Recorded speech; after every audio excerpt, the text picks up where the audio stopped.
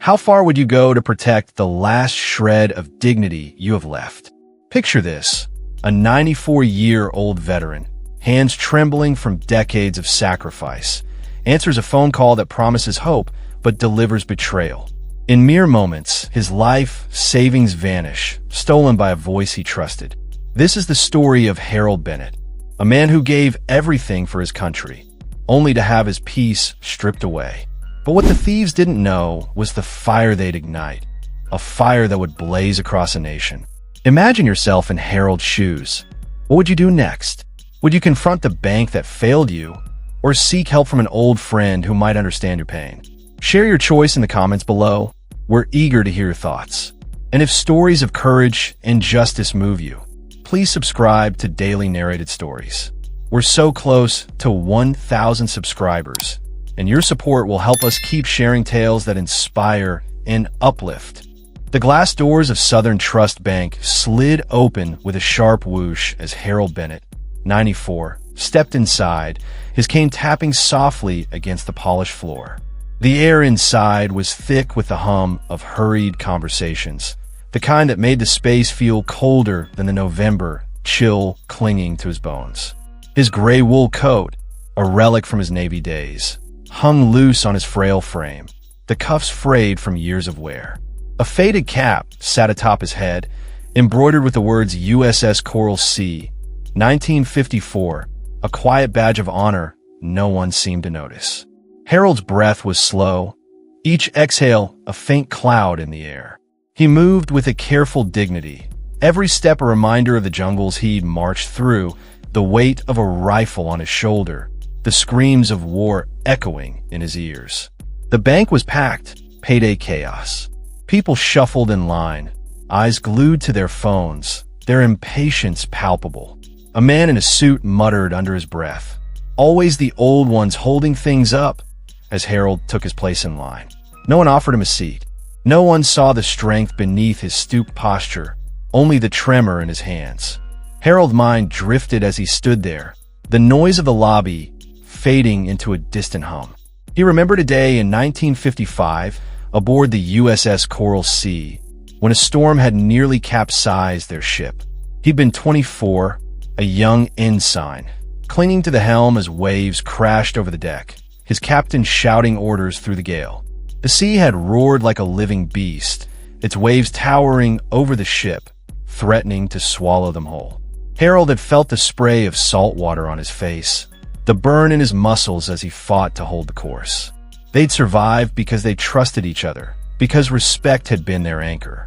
Now, in this crowded bank, that trust felt like a relic from another life, a memory as faded as the stitching on his cap. He clutched a letter from the Department of Veterans Affairs, its edges worn from being folded and unfolded a dozen times. It promised a small pension adjustment, just $300, enough to replace the broken furnace in his one-bedroom apartment. At the counter, a young teller named Emily barely glanced up. "Name?" she asked, her voice flat. "Harold Bennett," he replied, sliding the letter forward. "I'm here about a deposit from a VA. It was supposed to arrive today." Emily tapped her keyboard, her gum snapping loudly. "Nothing here. Maybe next week." Harold's voice was steady but firm. "The letter says today." She handed it back after a cursory glance. "System says otherwise." "Sorry, sir." Harold's chest tightened, a flicker of frustration igniting beneath his calm exterior. He wanted to argue, to demand she look again, but the line behind him was growing, and he could feel the weight of impatient stares. He stepped back, his fingers tightening around the letter as if it were a lifeline. A security guard nearby smirked, his voice low but cutting. "Probably thinks it's still the 50s. Old guys, huh?" The words stung, sharper than Harold expected. He didn't react outwardly, but inside, a storm brewed, a storm of memories of battles fought, of men he'd lost to bullets and bombs while men like this guard sat safe at home. He stepped aside, his gaze lingering on the American flag by the door. With a trembling hand, he raised 2 fingers to his brow in a silent salute, a gesture from a time when respect meant something, when a uniform carried weight. From the corner of the lobby, a custodian named Lena watched, her mop still on the tiled floor. She saw the storm in Harold's eyes, the kind that spoke of battles fought long ago, and something in her chest tightened. Lena had her own battles, working 2 jobs to support her daughter, always on the edge of exhaustion. But in Harold, she saw a quiet strength that reminded her of her late father, a Marine who taught her to stand up for what was right. She made a mental note to check on the old man later, her hands gripping the mop handle a little tighter as she resumed her work. Harold's walk home was slow, each step heavier than the last. The wind bit at his face, slipping through the thin fabric of his coat, but he barely felt it. His mind was elsewhere, replaying the teller's dismissal, the guard's smirk. He thought of his granddaughter, Sophie, who'd called last week to tell him about her new job. "I'm proud of you, kid," he'd said, his voice warm with the kind of love that only comes from a lifetime of sacrifice. That $300 was supposed to buy her a small gift, a scarf, maybe to keep her warm on her commute. Now, that dream felt as distant as the shores he'd defended decades ago. He passed a small corner store where he often bought his morning paper, the neon sign flickering in the gray light. The owner, Mr. Patel, waved at him through the window, but Harold could only manage a faint nod. His thoughts were too heavy, his heart too burdened by the weight of disappointment. Back at his apartment, Harold sat at a wobbly kitchen table, a mug of lukewarm tea cradled in his hands. The space was small, the walls stained with age, the radiator hissing in futile protest against the cold. A faded photo of his late wife, Clara, sat on the counter, her smile a bittersweet reminder of warmer days. He unfolded the VA letter again, placing it beside a notepad where he'd scribbled his monthly budget: rent, electricity, a refill for his heart medication. That $300 wasn't much, but to Harold, it meant a full fridge, a new pair of gloves, maybe even a small Christmas gift for Sophie. He traced Clara's face in the photo with a trembling finger, his voice a whisper. "We've been through worse, haven't we, love?" Clara had been his rock through every deployment, every nightmare that woke him in the dead of night. She'd passed 5 years ago, but her memory still anchored him, a lighthouse in the storm of his solitude. He leaned back in his chair, the creak of the wood echoing in the quiet room. His eyes drifted to a small wooden box on the shelf, a keepsake from his Navy days, carved with the emblem of the USS Coral Sea. Inside were medals he'd never displayed, letters from comrades he'd never reread, and a single photograph of his crew, taken just before a mission in '67.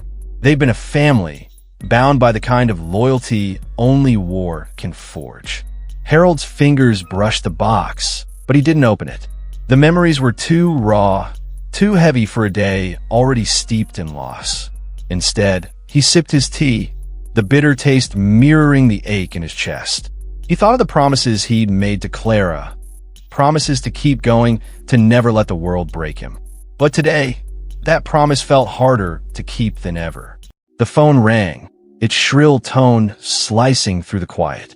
Harold's eyes narrowed. He didn't get many calls these days. "Hello?" He answered, his voice cautious. "Mr. Harold Bennett?" The voice on the other end was polished, professional, the kind that sounded like it belonged in an office with a view. "This is Michael Reed from Veteran Support Services. We've detected an issue with your recent benefits transfer. Your account may be at risk of being frozen." Harold's grip on the phone tightened. "At risk?" he echoed, his voice tinged with suspicion. "Yes, sir," Michael continued smoothly. "We need to verify your identity to secure the funds. It'll only take a moment." Harold had never been a trusting man. He'd survived ambushes in Vietnam by listening to his gut, by questioning every shadow. He remembered a night in '68, pinned down in a rice paddy, the air thick with the smell of mud and blood. A radio call had come through, promising evacuation, but something in the operator's tone had felled off. Harold had held his men back, and minutes later, an enemy mortar struck the clearing where they would have been. That instinct had saved them, but now, decades later, it felt dulled by age, by loneliness. The voice on the phone knew too much. It mentioned the exact amount of his stipend, the date it was due. "What do you need?" Harold asked, his tone guarded. "Just a quick verification code," Michael replied. "We've sent an OTP to your phone." Please read it to me." Harold's ancient flip phone buzzed on the table.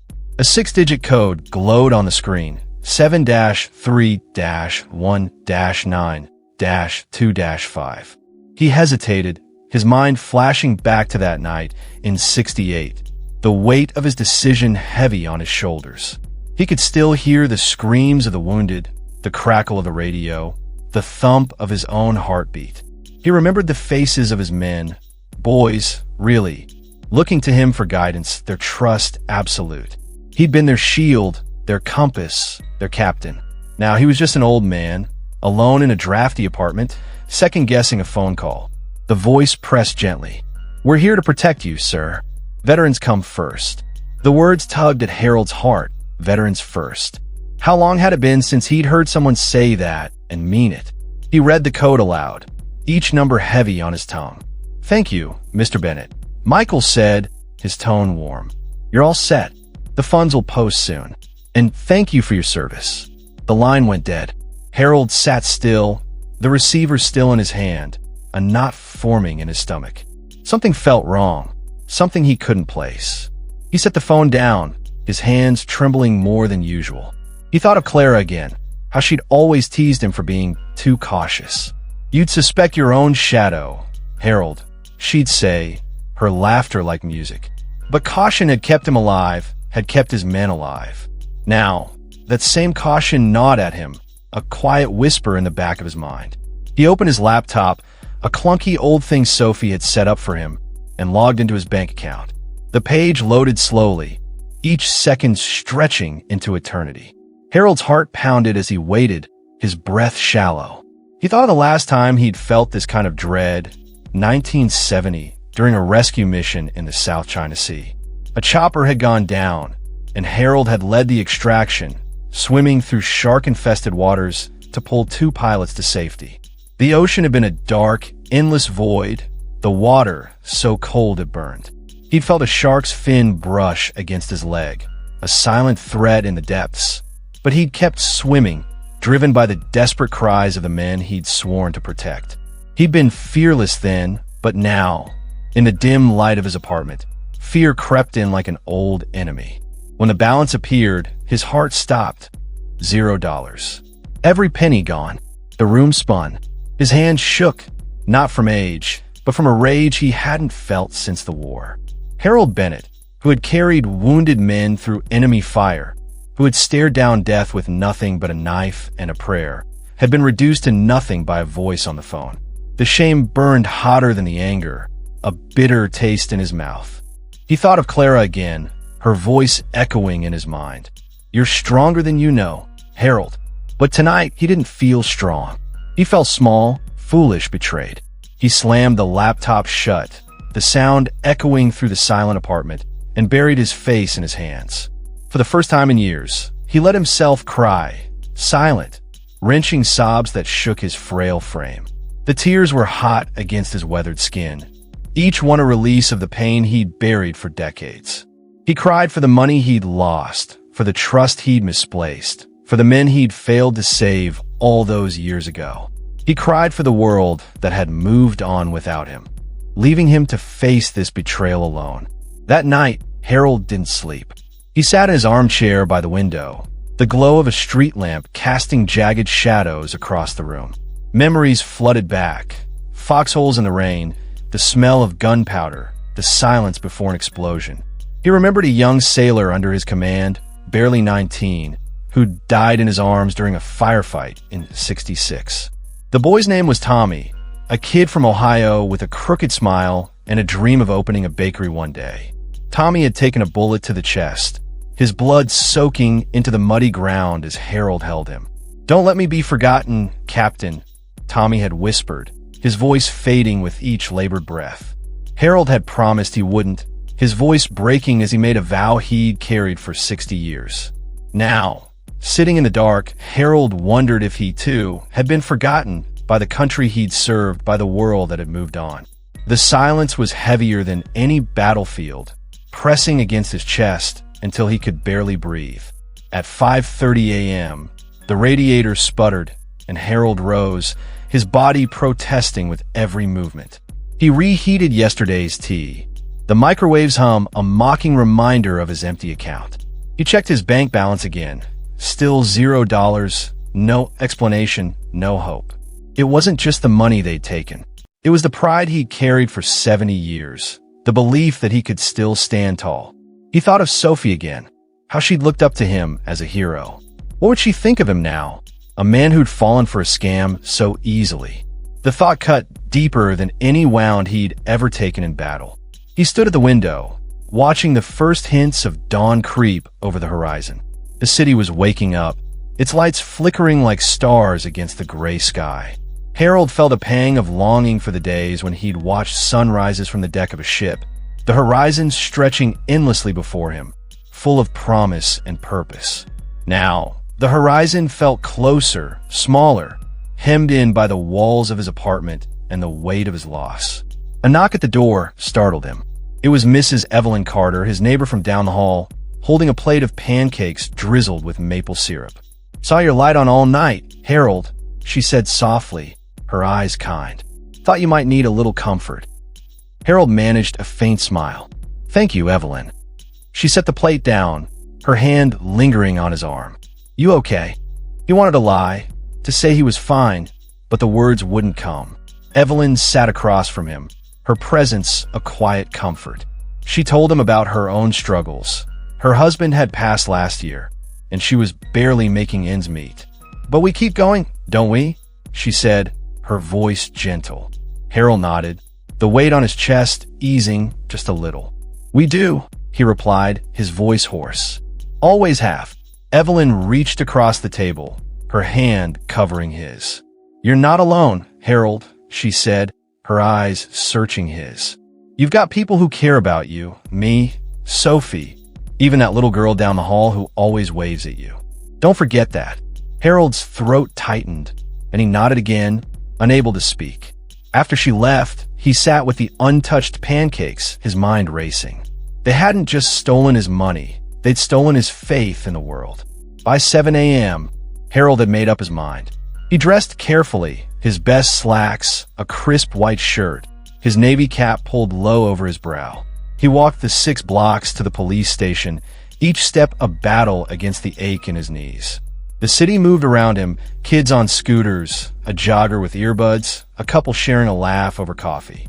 No one saw the storm brewing in the old man's chest. Along the way, he passed a small park where he used to take Sophie when she was little. He could almost hear her laughter, see her chasing after a butterfly with her tiny hands. The memory gave him strength, a reminder of why he couldn't give up, not for himself, but for her. He paused at the park's edge, his eyes tracing the outline of the swing set where Sophie had once begged him to push her higher. "I'm flying, Grandpa," she'd squealed, her voice bright with joy. Harold had laughed then, a rare, unguarded sound, his heart full in a way it hadn't been since Clara. Now, the swings were empty, swaying gently in the morning breeze, and Harold felt the ache of time more keenly than ever. Inside the precinct, the air smelled of burnt coffee and despair. The walls were a faded gray, the kind that drained the life out of everyone who walked through.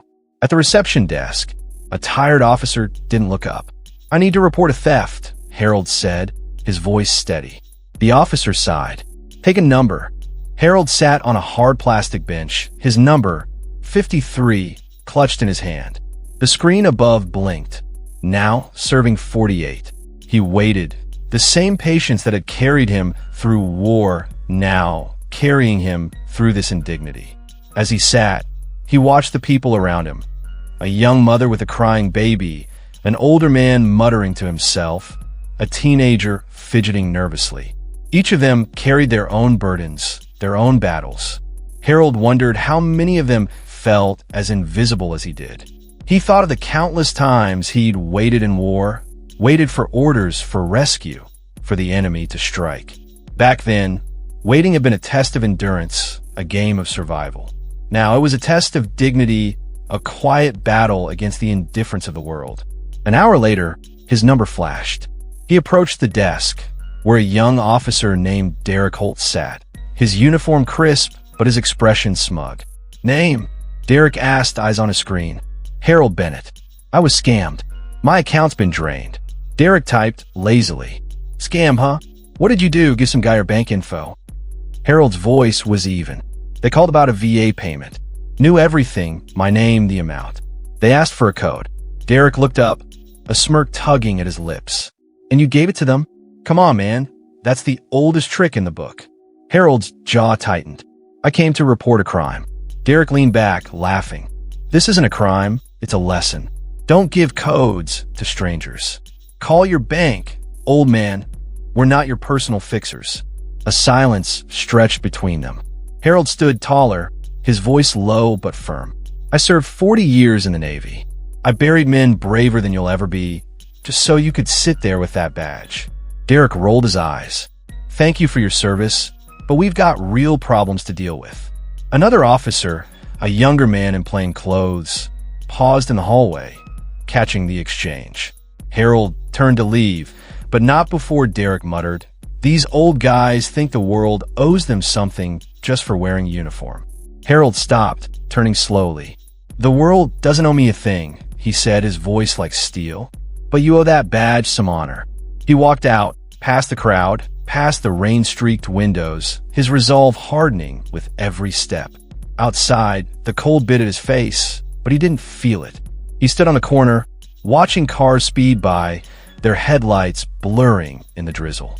He felt invisible, a ghost in a world that had moved on without him. But something inside him refused to break. He thought of the men he'd lost in Vietnam, their faces etched in his memory. They hadn't died so he could shrink into shadows. They died so he could stand tall, even now.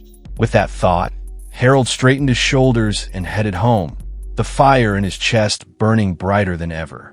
He passed a group of children playing on the sidewalk, their laughter a sharp contrast to the storm in his heart. One of them, a little boy with a bright red jacket, looked up at him and smiled. Harold managed a small nod, the gesture a reminder of the innocence he'd fought for, the future he'd bled to protect.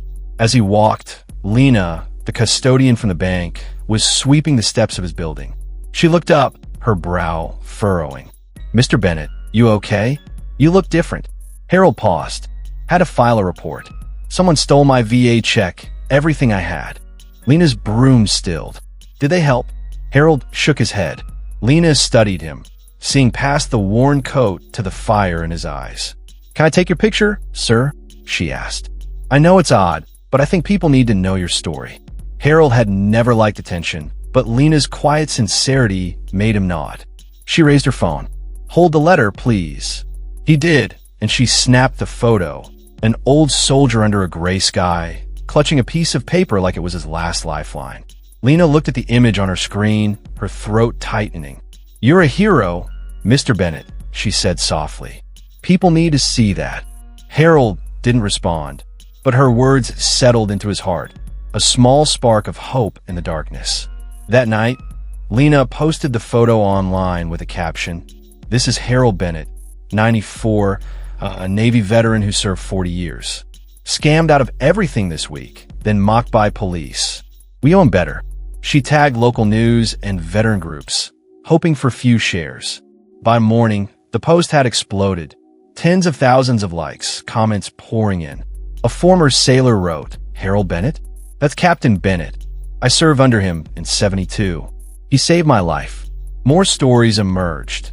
Harold leading a rescue in the Gulf of Tonkin, taking a bullet to save a young recruit, refusing a promotion to stay with his men.